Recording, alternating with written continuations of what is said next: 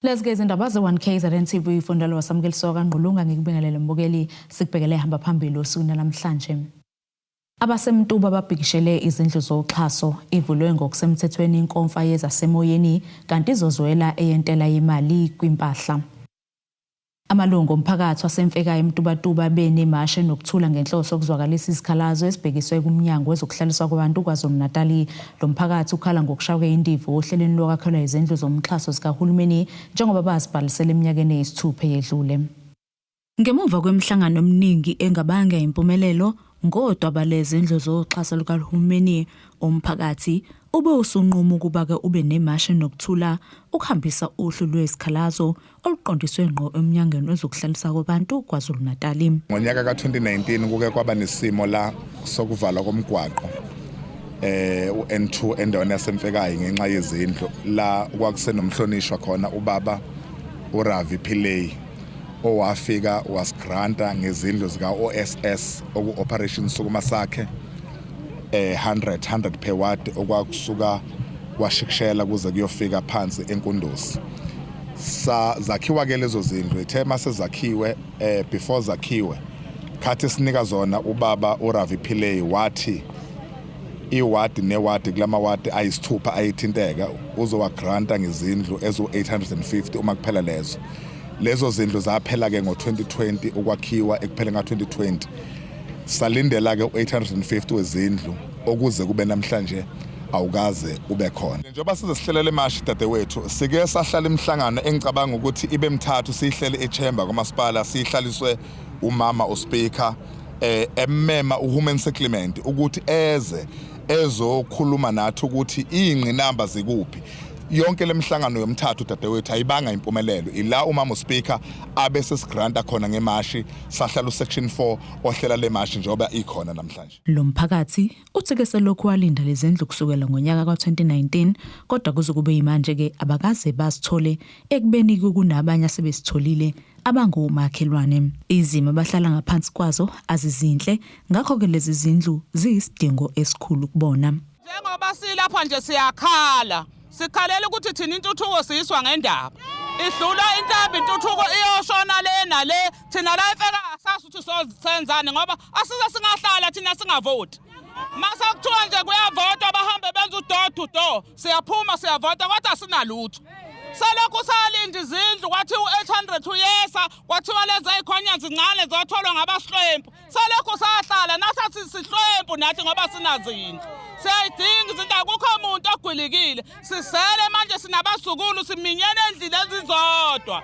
njengoba sisemakhaya nje singomama sinabantwana sesinabazukulu nabantwana bethu abasebenzi imisebenzi abayitholi manje kutholakala ukuthi siminyane endlini eyodwa asinawo amandla okuzakhela thina izindlu siyazama ngalokho sizama ngakho kodwa akufinyeleli lapho esifisa khona selokhu nje mina ngaqala ukuvota ukuqala nje ukubhalisa izindlu sasikhona ohlweni nathi besitshela ukuthi sizoyithola izindlu kuze kube manje asikaze sithole lutho.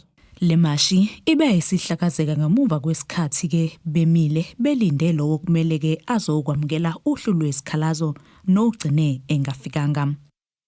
Ungqongqoshe omnyango wezokuthutha kuzolonke uBarbara Chris uthi ke iNingizimu Afrika ibambe iqhaza elikhulu ukuthuthukisa ubuchwepheshe kwezezindiza kulomkhakha okubalwa kubo nabavele emazweni angaphandle. uChris usho lokho ekhuluma ngesikhathi ke kuvulwa inkonfa yezinsuku ezintathu iICAO8 Next Generation of Aviation Professionals Global Summit ebibanjelwe eThekwini. Ukuba sezingeni eliphezulu kochwepheshe bezindiza bakuleli kwenza ke elakuleli lihlalelwe umthwalo ukukhiqiza inqwaba. I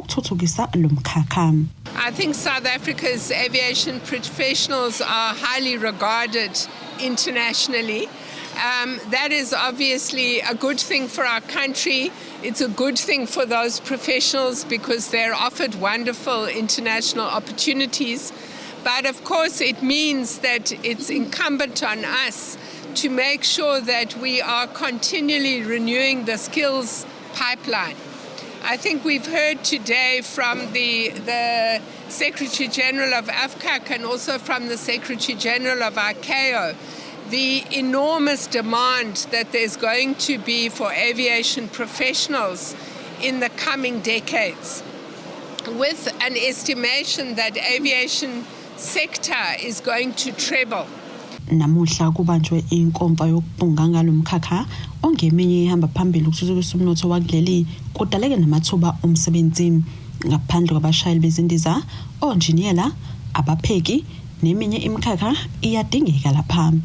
Our aim is to demonstrate that with intent, collaboration and innovation, it is entirely possible to build an aviation industry that reflects the diversity, potential and excellence of our continent. We want an industry that will continue to uphold safety and security, and that will ensure that all flights, as they take off to the skies, land safely at their intended destinations. uChris uveze ukuthi kebakhathaza ukushiya kochwepheshe asebemkantshubomvu kepha-ke kangeke babavimbe kumadlelo ahlazami. Uphinde waphawula ngodaba lwe-Air Traffic Navigation Services. I am heartened by the fact that we have managed to re-recruit 45 professionals. We are starting to increase the number of people we have in our towers. We are in the process of recruiting in skilled flight procedure designers. It is the accreditation of those professionals that will help us to address the flight procedure designs, which is one of the reasons why we have been having delays. So what I can report is that we're making progress. We're not there yet. And I wouldn't want to pretend that this problem is going to be solved in the immediate future, but I do take heart from the fact that we're making steady progress in that regard. Lenkomfa isazoqhubeka njengoba ke kungezinsuku ezintathu. Ezindabeni ze-1 TV kube kuntomkhona Mvubu eThekwini. Umhlazi wezepolitiki ozimele uDokotela Zakhele Shamasi uthi kwenyusa kwentela yemikhiqizo yakuleli eyiswa eMelika kuzoba nomthelela kongemuhle kumnotho wakuleli kuphinde ke kulahleke namathuba omsebenzi amaningi ezinkampanini. Ekhuluma nethimba labezindaba uShamasi uveze ukuthi lokhu kuzodala ukuthi ke kungabe nozinzo kuleli njengoba abantu besaxakwe ukunyuka kwamanani okudla. Kubukeka izinkampani zakuleli ezwelisa imikhiqizo yazo ezweni laseMelika zizoshayeka kakhulu ngakwezomnotho njengoba inhlawulo yempahla inyuse yafinyelela ku-30% kusukela kuqale inyanga kaNcwaba. Umhlazi wezepolitiki ozimele uDokotela Zakhele Shamasi uthi lokho kwenziwa umengameli waseMelika uDonald Trump kuyingxenye yokwehlisa umnotho wakuleli futhi kuzoba nomthelela ongemuhle kwizimboni zakuleli. Ufuna kuyisa umnotho wezwe noma ufuna ukuguqisa izwe lithile oluphoqa uthi alikhothamele wena fanele ulishaye kwezomnotho. Ngakho ke lo 30% tariff kwamanye amazwe u50% uyabona ukuthi uzoba nomthelelo ongemuhle kuba hayi imikhiqizweni kuphela kodwa kubantu abakhiqizayo okungabaqashwa the employees eNingizimu Afrika. iNingizimu Afrika iqashe abantu abaningi ekhiqiza lemikhiqizo eyeMelika. Singasabali kuphela ezimotweni naseyitimeleni nensimbi zonke. Sesibala nje kakhulukazi kuma fruit nakwezolimo imikhiqizo ephuma embiwa phansi nephuma kwezolimo nesiyakhayo nje kuma factories ethu. uShamasi uthi lokhu kuzophinde kudale ukuthi lakuleli lingabi nozinzo njengoba abantu abaningi abasebenzi kanjalo namanani okudla amba eqolo. Mangitenga umnotho kuzoba khona ukuvukela kwemibuso ngaphakathi abantu bazolamba abantu njengoba izinga lokungaqashwa kwabantu likhulu kangaka abantu bazolamba abantu bangawuthola umsebenzi lokho kubanga ienga nentukuthelo nolaka kubantu besebenza umonakalo. Imizamo kaMengameli wakuleli uCyril Ramaphosa emva kokuba nengxoxo nomengameli waseMelika uDonald Trump kubukeka nayo ingeke isize kakhulu okwamanje. So Babu Ramaphosa lokho akwenzayo asikushayela ihlombe noma ke kube namthelelo ongakanani okwamanje mhlambe ke esikhatini esizayo mhlambe siyobona imthelela yayo lokho kwayena engasasiyena umongameli kodwa lokho akwenzayo necabinet yakhe kumzamo emihle. Umkhakha wezolimo, izimboni zezimoto kanye nezinye izinkampani eziwelisa imikhiqizo yaso kwelaseMelika zizoshaya kakhulu ngenxa yalesiphakamiso. Izindabeni ze-1 TV kubika uThabani Maphumulo eRichards Bay. Asithishelele etolo siqhubeke nazo indaba zethu.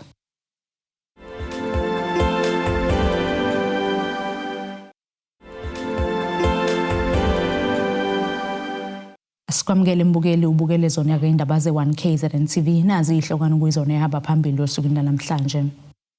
Abasemtuba babhikishele izindlu zoxhaso ivulwe ngokusemthethweni inkonfa yezasemoyeni kanti izozwela eyentela yemali kwimpahla.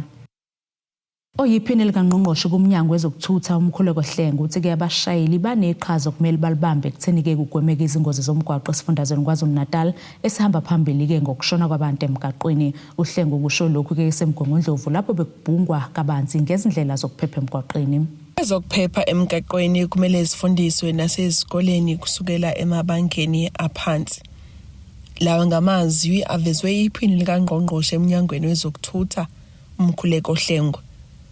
uHlengwa uthi KwaZulu-Natal ihamba phambili ngezingozi. Isifunda sakwaZulu-Natal ke ngeshwa uma ubuka suka ngoJanuary kuza kuJuly zinyukile ingozi ngo2% neimpilo ezilahlekile zinyukile ngo6%. Ukusho ukuthi khona inkinga ekhona ngaphakathi esifundazweni, khona futhi inkinga ekhona esifundazweni saseMpumalanga. Ngakho-ke siyabuyekeza kuhlelo lokusebenza nokubambisa nezinhlaka zonke zomphakathi ukuthi yini enye esingayenza ukuqinisekisa ukuthi impilo zabantu zibangcono ngokuphepha emgwaqeni. Uthi amaphoyisa omgwaqo kumele asebenze ubusuku nemini. Kumele amaphoyisa ahole kangcono sikhuluma kufanele sibe ne-third shift ukusho ukuthi 24/7 kufanele sibe namaphoyisa emgwaqeni ngoba akusizi ukuthi amaphoyisa angene emsebenzini kuya ku8 kuya ku4 ngoba ama-statistics ayasitshela ukuthi iy'ngozi zenzeka kakhulu phakathi kwehora lika7 ntambama no10 ebusuku no6 no4 ekuseni kuya ku6 4 ekuseni kuya ku6 ekuseni. uHlengwa uthi abashayeli ababambe iqhaza nabo. Ingenela kwethu ngoSanral ukunweba imigwaqo kuzama ukuphephisa abantu emgwaqweni kodwa fanele sibambisane. Akuyona yonke into edinga iphoyisa, akuyona yonke into edinga uhulumeni, khona into engedinga njengomshayeli. Musu ukushayela uphuzile, musu ukusebenzisa i-cellphone emva kwe-steering, musu ukusuka late ekhaya wazi ukuthi uneappointment kumphisitsheni ukuthi uzokhava isikhathi emgwaqeni. Kanti odabeni oluthinta i-Road Accident Fund kafushane i-RAF uthi ibhodi lesikhashana eliqokiwe lunomsebenzi omningi olihlalele. Siba nento esiyibiza ngokuthi i-schedule of benefits, defined benefits of schedule. Uma ulinyalelo umlenze uyimali engaka. Singalo singena kule ndaba ende yokuxoxa kuphela iminyaka eyishumi sibanga ukuthi umlenze wakho wena u10 million owasibanibani u1 million ngoba nayo leyo nto ubangile inkinga ngaphakathi kweRAF. Okwesibili sibophezela ukuthi umthetho uphinde uvale lento yokuthi uze eNingizimu Afrika ungena insurance uvena undize nje noma uhambe ngenyawo masulimali usuyaclaim. Masihamba le emazweni ngaphandle awuhambi ungena i-travel insurance. So ke nako kuzobe requirement esoyifaka ngoba inkinga yokungakwenzi lokho makulimala umuntu wase-Europe wase-US isikhathi senza ama-actual calculations bawenza on the basis of imali yaphesheya mase kwenziwe exchange rate bese imali iqhuma through the roof. Ezindabeni ze1KZN TV nguAyanda Dube kusemgungundlovu. Umndeni wakaMhlongo uthi ukhathazekile ke ngokuhlehla izikhawu kwecala lokunukubeza ngokucansa enkantolo kaMantshi eMbonambi elithweswe wesilisa neminyaka engama50 uWanda Mthimkhulu. uMthimkhulu usola ngokunukubeza ngokucansa ingane yentombazane eminyaka eshagalolunye yakamakhelwane. Inkantolo kaMantshi kaMbonambi icala lihlesela umhla ziyi12 kuMandulo. Ihlandla lesineke leli cala lihlehliswa ile nkantolo ibika ukuthi saqoqa ubufakazi. Umsolo kuleli cala uWanda Mthimkhulu ungowesilisa ongumakhelwane oneminyaka engama50. Usolwa ngokunukubeza ngokucansa ingane yentombazanyana neminyaka eyishagalolunye ngesikhathi abazali baye beshiyeke zodwa ekhaya. Lesi sigameko senze ngoNhlangulana kulonyaka eNtuthunga kwesakamthethwa. Sinenkinga la yokuthi nengane ayikho right ngisho esikoleni. Uyabona ingane ukuthi akuhambi kahle ngisho ithuma nje ekhaya ingane ayithathi into okuyiyona ithume yona. Nje sihlukumezekile sumndeni. Besifisa ukuthi ngabe inkantolo ithatha indima yayo ngokusheshsha ngoba sikhona nje asinayo imali ukuthi mhlambe singalokhu sihambe amacala sehla senyuka ngoba asinakho okwehla kwenyuka. Noma wengane akasakhona ngisho ukuhamba eyosebenza ngezathu ukuthi ene ulokho ehamba amacala. Asikwazi ngisho ukuthi sithole nemali yokuthi mhlambe sikwazi mhlawumbe nokusiza abantu esuke sihambe nabo.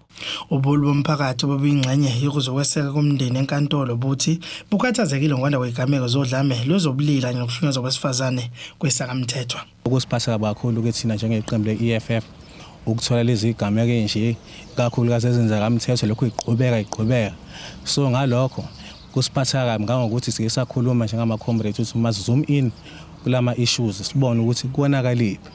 Sisaseka isinqumo-ke sokuthi lezi insuku ezizayo sizothatha isinqumo sokuthi sihlangane no-station commander wala kwaMbonambi police station ukuthola kabanzi ukuthi kwenzakalani. Ayavulwa yini ama-case ngoba siyathotha ama-case ayavulwa. Wenze njani ngalama case akhona ama-dockets akanjani ngoba sifuna ukuthola ngoba sifuna ukukhuluma into esingayazi. Sifuna asbrief ukuthi kwenzakalani ikakhulukazi lama cases amangaka ayareportwa lana siyatshelwa abantu basitshela ukuthi kamthetho lezi igameko lezi zokubulawa kweingane zabantu besifazane zokudlwengulwa ziyareportwa. Sifuna ukuthola ukuthi how far are they. Umeya kaMasipala uMfolozi uXolani Bhengu uthi ukwanda kwegameko zokuhlukunyezwa phinde kubulawa kwabesifazane kule ndawo sekuphoqa ukuba ke bebhalele ke office likaNdunankulu wesifundazwe ukuba ke lingenelele. Ezindabeni ze1 KZN TV kubinkosi enhle Mthembu kwaMbonambi. Ubumqoka bokuzihlupha ngolwazi lwemkhakha edingeka kakhulu esikhathini samanje nokungalandeli imkhakha abakhule bazi ukuthi iyona enemsebenzi eminingi iwona mphaka okunikezwa abafundi bamatriculatsheni bezikole ezahlukene ezingaphansi kwamasipala umuzi wabantu. Lokhu kwenzeke kwi-Career Day bihlelwe umnyango wezemidlalo ubuciko namasiko ebebanjelwe enkundleni yezemidlalo uMlamla Nkunzi eHadeng. Basine badedelana ongoti bemikhakha eyahlukene yemisebenzi bechazela abafundi bezikole ezili-14 kwele Career Day. Ngokusho kukaNgqongqoshe wezemidlalo ubuciko namasiko esifundazweni akazinqumelanga ukuletha lolu hlelo kule ndawo. Ngenyanga kaJanuwari kulonyaka 2025 uma sithunywa iParliament nohulumeni waKwaZulu Natal ukuba sihambele izikole bengijutsha ukuba ngibe la ezikoleni zaseHading. Sifekeke esikoleni eJolwayo High School yayisikhala inkosi kanye nothisha omkhulu bekhala ngokuthi izingane ziphasa kahle bathola 100% kodwa emva kwalokho bese ihlala emakhaya. Kokunye kuba ukuthi ulwazi lifishane, kokunye kuba ukuthi amathuba bona njengabantu abakude namadolobha ababi nakuchazeleka kahle ngendlela yaphambili. Sibese sihlela ke ne-Department ka-Education kanye ne-Department yethu ka-Sports Arts and Culture ukuthi ake sifezekise isifiso senkosi ngoba inkosi yacela ukuthi sibe ne-Career Day ezoba la endaweni yakaMaci.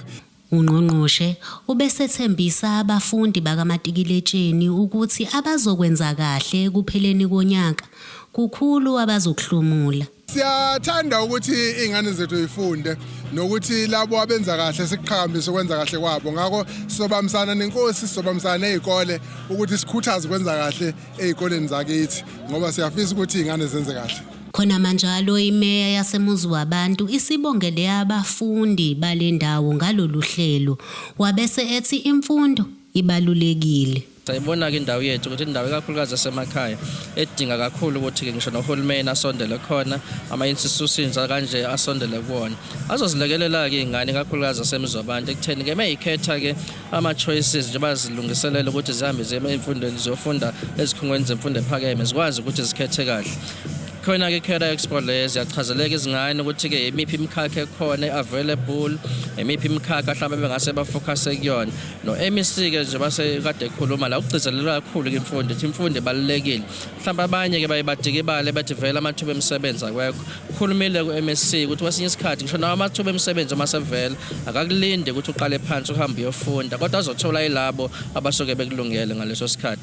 Nathi ke njengomkhandlo osemizwa abantu khona koncane siyasikwenze kulekelela wona iDepartment of Higher Education ekutheni ingane phela masokuqala uJanuwari uthole seyithathiwe uthola ukuthi iDepartment of NSFAS basaneyinkinga so nathi ezomuzwa abantu kunesabelo mali esasibeka namakhansela ekutheni silekelele ingane lezi ezifuna ukubhalisa so ikhona lo registration fee assistance enikezwa ingane esoke seyiphethe acceptance letter from the institution of higher learning. Sibhekelela kakhulu ama-TVET colleges, sibhekelela kakhulu futhi nama-university la eswabiza ngotha public. Dando yenkosi Dlamini ezindabeni ze1 KZN TV ngibika ngiseHading. Siphinde futhi seyitolo sobe siqhubeke nazo indaba zethu.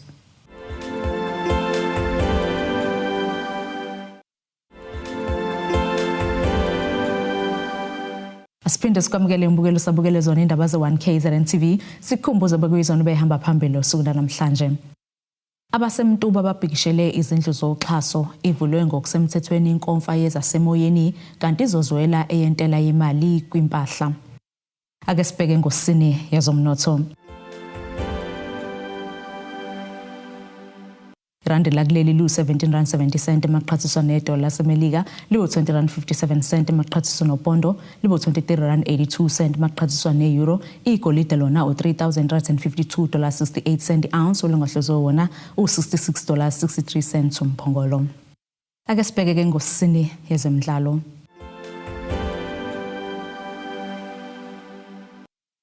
Owayengumdlali Orlando Pirates uMohau Nkota usecebiseke umqeqeshi wamaBuccaneers omusha Abdasalam owadungwa ukuthi ke akazama ukwenza izinguquko enkabeni yesisu kulandela ukuvula ngenduku bebhekene neSekhukhune United kuBetway Premiership. Unkota osegijima kwi-Al Ettifaq yase-South Arabia uthi ke kudingeka izinguquko ngaphambi komdlalo wesemifinal iMTN 8 neMamelodi Sundowns ngempelasonto. Lo mgadli uthi umqeqeshi kufanele ke ababheke nabadlali abasebhentshini ngoba ke ukhona umehluko abangawenza emidlalweni elandelayo. Asibhekeleke nasi isimo sezulu sakusasa esingalindeleka.